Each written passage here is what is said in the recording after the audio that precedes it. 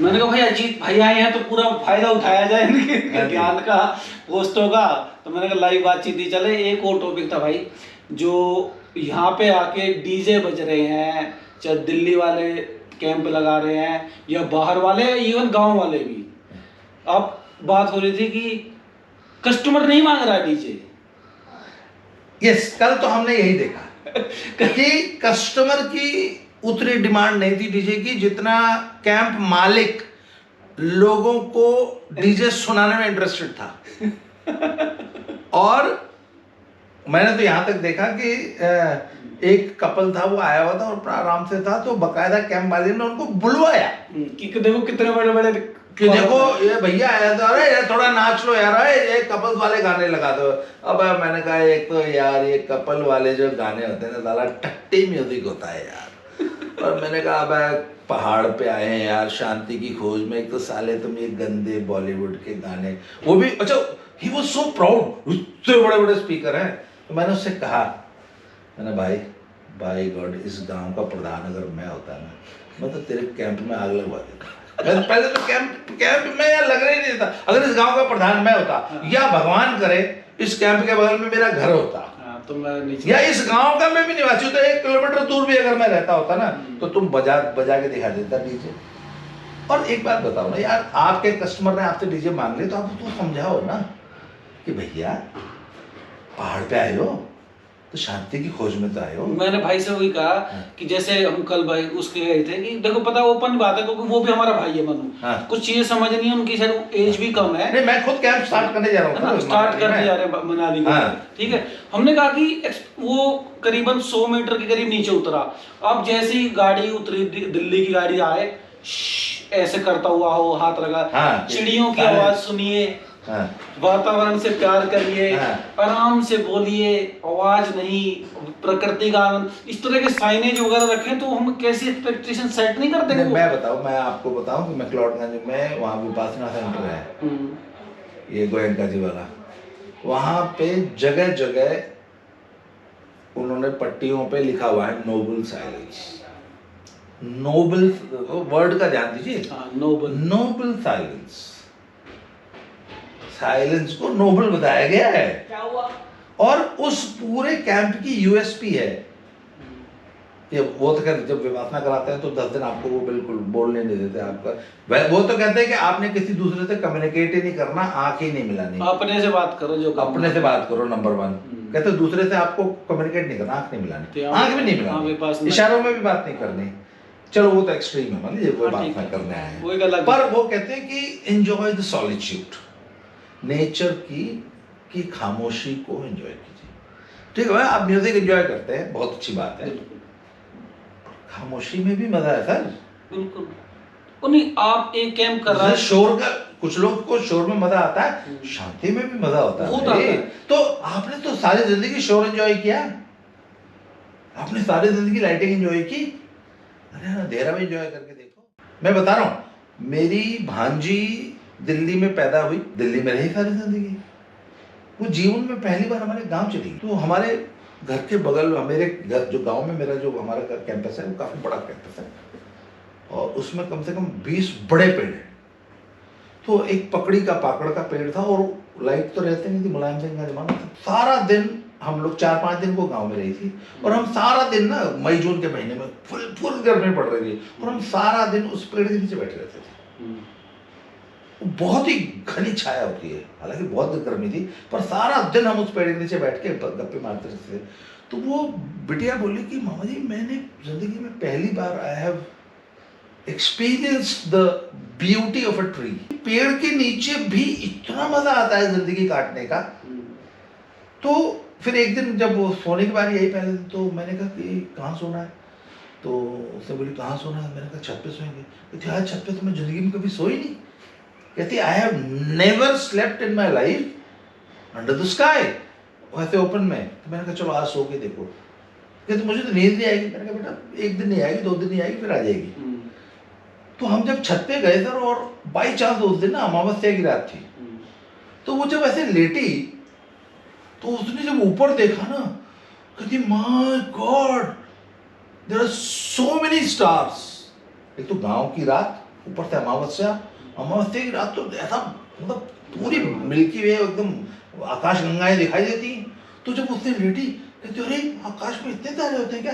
कहते दिल्ली में तो हमें तारे दिखते ही नहीं। वो ड्राइंग रूम में माँ बाप नकली नहीं, अगर ओपन में भी आप देख लें तो दिल्ली का एक तो पॉल्यूशन और दिल्ली में इतनी ज्यादा रोशनी है कि उस रोशनी में खाली जो मेन बड़े बड़े स्टार हैं वही दिखते हैं। जो असली जो स्टार है वो तो गांव में या इसलिए आप जैसे सरचू में यहाँ पे मैंने गोमुख में देखे थे ऐसे तारे। सर आप यहाँ पे जैसे पूरे वर्ल्ड में एक जो सबसे फेमस साइट है स्टार गेजिंग के लिए, वो यहाँ केलोंग से आगे सरचू एक जगह है।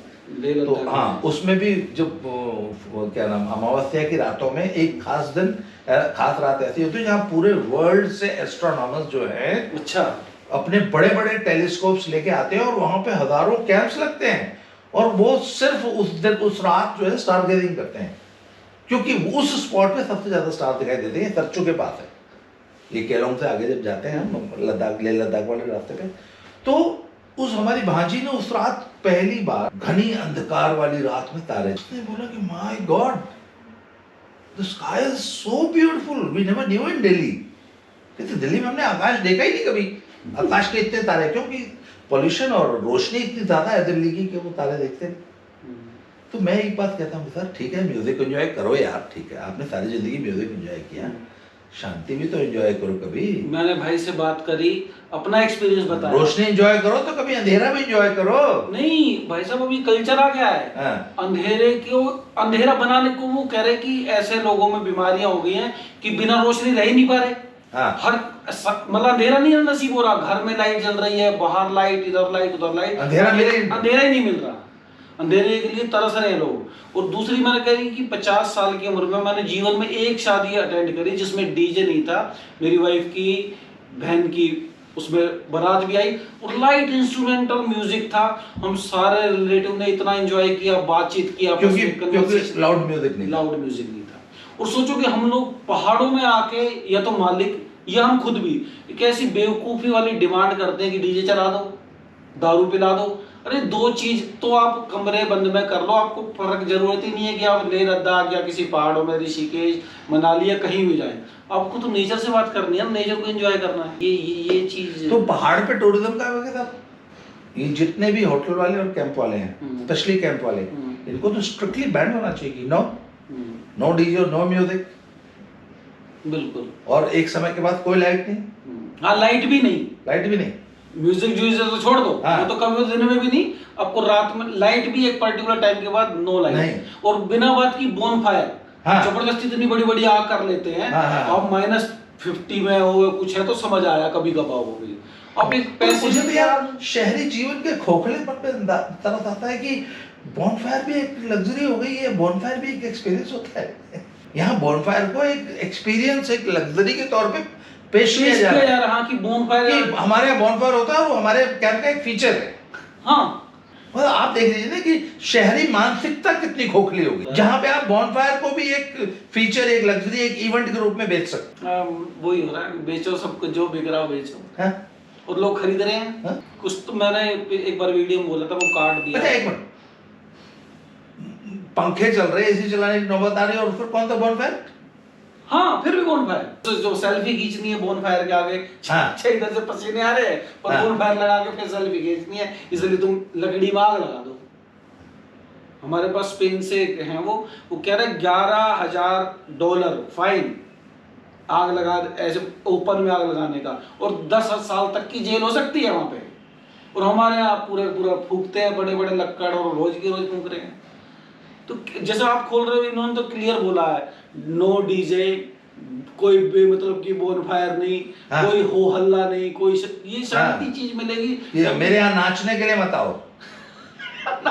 लास वेगास जाओ या दिल्ली के किसी बार में नाचो, जाओ डिस्को में नाचो, बहुत डिस्को खोल रहे हैं तुम्हारे दिल्ली मुंबई में। सही बात, ये शांति फील करो। यहाँ come here to enjoy the solitude of nature. Bird watching करो ना। आपने देखा, आपने उस कैंप में देखा, आज मैंने एक चिड़िया देखी, वेरी डार्क वायलेट, मतलब ब्लैकिश वायलेट, और उसकी इतनी लंबी चोंच थी, और वो मैं वहां बैठ के देख रहा हूँ, वो इधर से फुद के उधर चली जाए, बहुत ही छोटी इतनी चिड़िया थी, इतनी खूबसूरत। ऐसी चिड़िया तुम दिल्ली में नहीं देखते ना। नहीं अब बेवकूफ यहाँ आया है, वो चिड़िया देख ले। ना, ये विलुप्त हो रही है धीरे धीरे। ये क्या नाम, हिमेश रेशमिया के गाने तो वहां भी सुन लेगा। सही बात। हनी सिंह का डीजे। जो तुम एंजॉय करना चाहते हो, हाँ। कैंपिंग इन नेचर, हाँ मतलब कैंपिंग इन नेचर का करके और तुम नेचर के हिस्से कर देते हो वहां पे जाके, तो फिर उसका लॉजिक क्या हुआ? मैंने बोला था कि मैंने कहा भाई जो भी भाई ये इस तरह के नाटक ना करे ना, अगर इको फ्रेंडली हो दिखाए, मैं साला उसको बिना पर पैसे तो मैं कहीं लेता नहीं किसी से भी, मैं स्पेशली जा जाके 10 बार दिखाऊंगा उसको। हाँ। कि भाई ये है असली आदमी, हाँ यहाँ पे आओ। इसमें ना प्रकृति से प्यार ही नहीं कर रहे, फिर नेचर का हटाओ इस पे। ये चीजें, छोटी छोटी चीजें कितना, और वाकई में आदमी एक अलग तरह की ऑडियंस है जिसको हम काट देते हैं सिर्फ इस ड्रामेबाजी की वजह से, कि भाई डीजे चल रहा है, कैंप बोन फायर हो रहा है, लड़के लड़कियां नाच रहे हैं, वो दिल्ली से टेम्पो भर के आएगा कॉर्पोरेट की लेबर का, वो नाच रहा है बेमतलब नहीं। नाच तो नहीं, कल तो वो मनु भाई जो है बुला रहा था, अरे भाई आओ नाच लो थोड़ा सा, अरे भाई अरे मैंने कहा क्यों नचवा रहा भाई, रहने दे यार, शांति बहुत अच्छी लग रही है। असल में वो समझ नहीं है भाई उसके ने, वो मतलब मैं मन्नू भाई से एक्सपेक्ट नहीं करते ये वाली चीज, क्योंकि वो खुद घुमक्कड़ है। हाँ अगर 7 बजे मोटरसाइकिल, रियल ट्रैवलर। हाँ रियल ट्रैवलर है वो। हाँ ऐसा नहीं है कि फैशन वाला नहीं था, पर वो ट्रैवलर होना अलग चीज है, बिजनेस मैन नहीं, पर भाई साहब नहीं, जो आपने कॉन्सेप्ट बताया कि मैंने बोला कि भाई पहली बोर्ड लगो साइलेंस महसूस, आपने बताया। आप अपने कैंप को प्रमोट ही उस तरह से करो, आप उसका यूएसपी बना दीजिए कि यहाँ पे you can enjoy the nature and you can enjoy the beauty of solitude. बिल्कुल हाँ। कि मेरे कैंप में आप you can enjoy the beauty of solitude, यहाँ पे आप शांति को एंजॉय करने आइए। और आपने एक बताया था कि एक वो जब एक ट्रैक पे जा रहे थे, एक बड़ा सा डिब्बा लेके बजा रहा। एक बार हम वो वहाँ जीबी वैली के ऊपर जलोरी पास पे एक वहाँ पे सरोलसर करके एक लेक है छोटी सी, 5-1 किलोमीटर का ट्रैक है। तो हम ट्रैक पे जा रहे थे, तो मेरे आगे आगे दिल्ली के 5-6 लड़कों का एक ग्रुप था, और वो एक इतना बड़ा एक ढोलकी सी होती, क्या बोलते हैं उसको, JBL स्पीकर होता है, उस पर वो बच्चे लड़का गाने वो बजाता हुआ चल रहा था मेरे आगे आगे। तो मैं गया, मैंने उसको कहा, मैंने बोला कुछ नहीं, मैंने स्टॉप इट, मैंने एंजॉय द सॉलिट्यूड। मैंने कहा इस नेचर की शांति को एंजॉय करो, मैंने ऐसे इशारों में कहा। और मैंने कहा अगर सुनना है कान में लगा के सुनो, सबको मैंने मत सुना, मुझे मत सुना। मैंने कहा इस जगह की शांति को मत भंग करो। तो इस शांति को तुम महसूस करने आए हो। मैंने कहा अगर तुम उस म्यूजिक के बिना तुमको चलने में दिक्कत हो रही है तो फिर कान में लगा लो। वो जैसे अभी हम बात कर रहे थे कि वो बहुत सारे एरियाज में जब टूरिस्ट जाता है तो जब वापस आने लगता है तो वो उसका गार्बेज चेक करते हैं कि आपने जितनी वाटर बॉटल्स यूज की हैं, हाँ, कि वो जितना भी आपने गार्बेज वहाँ पे सूखा हुआ, गीला कूड़ा तो हम कंपोस्ट में चलो खाद बना देंगे, अपना सूखा कूड़ा अपने साथ लेके जाइए। आपने जितनी बियर पी है ना बॉटल्स दिखाइए, जितनी भी दारू और बियर की बॉटल्स और कैन और वाटर बॉटल्स, आपने जितना भी कूड़ा जनरेट किया वो वापस लेके जाइए अपना। और मैं अपने कैंप में ये रूल लागू करने जा रहा हूँ कि जो भी आपने कूड़ा जनरेट किया है साथ लेके जाओ, अपने साथ। और नहीं, एक भाई ने बोला कि आप लोगों को रिक्वेस्ट करोगे कि आपकी बियर की पेटी लाए थे तो 99% लोग कोऑपरेट करते हैं, वो ले जाएगा। थोड़ा तो प्रोएक्टिव हमें होना पड़ेगा। तो पता है जैसे मनु भाई ने 4 गाइडलाइन बताई, 4 गाइडलाइन ये और बता दो भाई जो भी आप चिप्स की पैकेट लाए हो प्लीज आप ले जाइए, वरना मैं इसको यहाँ पर ले तो आग लगाऊंगा उसमें, या कहीं ना कहीं मेरे लिए हैसल क्रिएट करेगा। तो लोग बाग इतने, देखिए जो वहां पे बैठा उसको ज्यादा पता है, और जब हम खुद एजुकेट ही नहीं करेंगे, सिर्फ कमाने पे, क्योंकि एक दिन जो तुम दिल्ली की भसड़ छोड़ के यहाँ पे कैंप कर रहे हो वो एक माहौल तुमने यहाँ बना दिया, फिर फायदा फर्क क्या रहा भाई? हमारी फैमिली भी रही। अच्छा मुझे एक बात बताइए ना, डाइनिंग टेबल पर हम टिश्यू पेपर क्यों यूज करते हैं? हमारे पास रुमाल नहीं है अपने है? ये टिश्यू पेपर कब आया हिंदुस्तान में कल्चर में? ये अभी आया थोड़े बहुत सालों पहले, क्योंकि डिस्पोजेबल आदत है अंग्रेजों की। तो अच्छा आखिर हम लोग टिश्यू पेपर को इतना प्रमोट क्यों कर रहे हैं? आप बोल दे रहे कि साहब इस प्रॉपर्टी में, इस कैंप में या इस होटल में we discourage tissue paper, please use your own. Hanky hankies, अगर आपके पास हैंकी नहीं तो हमारे पास है, मिल रहा है 30 रुपए में, खरीद लो हमसे। कोई नहीं खरीदेगा फिर आपसे। है जी, हाँ है जी है। चुन्नी से पूछ, मैं अपनी बीवी की साड़ी तो पहुंच लूंगा, मैं 30 रुपए नहीं कर चुका। हाँ सही है। अच्छा, एक एक गेस्ट 10-10 टिश्यू पेपर यूज करता है, क्यों? अच्छा, उसको रोकने में क्या मतलब, आपको कोशिश तो करो। नहीं, उसके लिए मेरे ख्याल से एक जैसे इफेक्टिव कैंपेन अगर कोई सोचे ना, हाँ। कि जो हम फालतू की चीज लिखते हैं साइन बोर्ड लगाओ, तो शुरुआत तो करो कोई। हाँ। कि भाई हम कोशिश करें, कापी किताब से लेके एक पेड़, भाई हर चीज पेड़ से ही बन रही है, चाहे टिश्यू पेपर हो या कुछ हो, कोई ना कोई साधन यूज हो रहे हैं। पिज्जे का वो इतना बड़ा डब्बा आता है, फेंक देते हैं हम।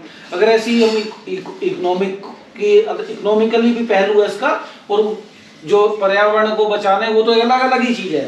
तो दोनों को मिला के अगर ऐसे मैसेजेस दें अपने कैंपों में, एक तो इसके प्रति गवर्नमेंट का रेगुलेशन होना चाहिए, स्पेशली हॉस्पिटलिटी इंडस्ट्री पे होना चाहिए कि तुम कूड़ा नहीं जनरेट करोगे। अगर तुम्हारा गेस्ट अगर कूड़ा जनरेट कर रहा है तो उसको बोलो कि अपना कूड़ा अपने साथ लेके जाए, और ये तुम्हारे डोंट्स है, ये तुमने नहीं करना है।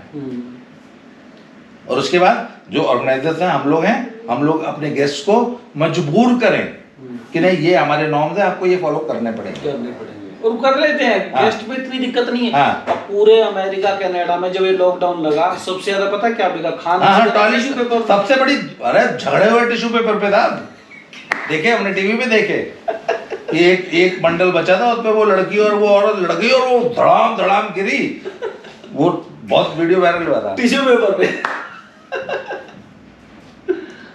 छोटी छोटी चीजें है कि अब मैं तो चलो होटल नॉर्मल वाले चल रहे हैं, वो भी करें तो बहुत अच्छा है।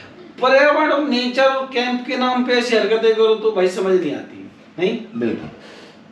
कैंप का कल्चर तो ये था कि आपका पर्सनल टेंट, आप कोई भी नहीं है, आप अकेले एंजॉय कर रहे हैं। कैंपिंग का मतलब क्या था कि आप जंगल में जा रहे हो, कोई नहीं है, इसीलिए आपने टेंट लगा लिया, और इसीलिए आप हो अकेले। हाँ। ना आपका हनी सिंह है, हाँ, आप कहीं जंगल में हो, मतलब आम मानवता से बहुत दूर अकेले में कहीं चले गए और वहाँ डीजे बजा रहे हो। कैंप लगा के डीजे बजा रहे हो, मतलब ये तो टोटली विरोधाभासी बात होगी। अजीत भाई की ना खरी खरी दादा की खरी खरी किताब, तो वैसे मैंने की बहुत पोस्ट पढ़ता था, वो कनेक्ट करती थी क्योंकि बहुत ना ब्लंटली, मतलब जैसे गर्दन काटने वाली बात कह देते थे, मैं भी ऐसा ही हूँ। पर जो पर्यावरण के रिलेटेड भी जो इनकी और मेरी सोच बिल्कुल मैच करती है ना, मतलब दिल खुश हो गया। मैं वाकई मैंने इस तरह की पोस्ट आपकी पढ़ी नहीं है पिछले 1-2 साल के अंदर ना, ये तो छूट गई है मेरे से जो आपने लिखी होंगी। मैं समझता था आप जीवन के जुड़े हुए कि बच्चों को कैसे डांटे, किसका सही करना वो करना, पर पर्यावरण के प्रति इतनी जागरूकता कैंपिंग के जो आपने बताया डीजे नहीं है, यही तो मैं सोचता हूँ।